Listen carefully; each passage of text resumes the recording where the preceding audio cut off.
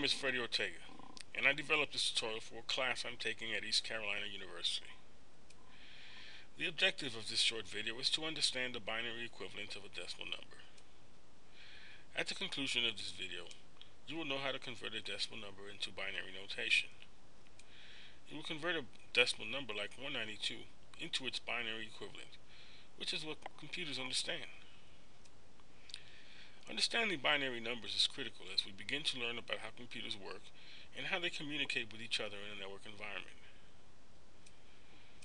For the purpose of this objective, a decimal number will be any number between 0 and 255. We'll use the number 192 for this video. Chances are you've probably seen this number before, but have you seen it expressed in binary form? Here it is in its binary form. We'll read this number from right to left, but first, let's introduce you to the bit value chart.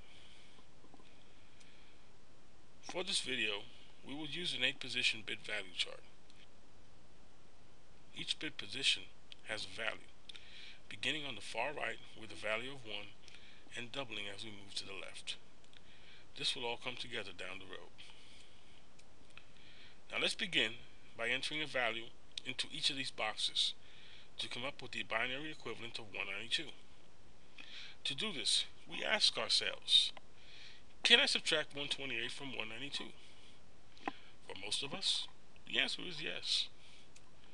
So we subtract 128 from 192, and we have 64 left over. We're able to subtract 128 from 192, so we place a 1 in the 128th place of our binary number. Why did we do that, you ask? Since we were able to subtract 128 from 192, we turn the position on by placing a 1 in that box.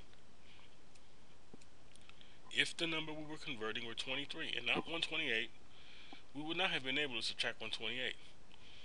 So we would have placed a 0 in the 128th place, indicating that there are no 128s in 23. Let's get back to the original problem and finish the binary conversion of 192. We go back to the 64 we had left over after we subtracted 128 from 192.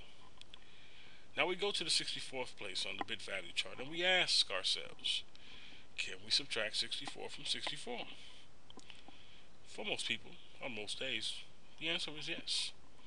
So we turn on that bit position by putting a 1 in that position. The rest of this conversion is simple. We subtracted 64 from 64, which left us with 0. We go to the 32nd place, and since there was nothing left over, we turn off that bit position by placing a 0 in that bit position. We'll do the same for the remaining bit positions.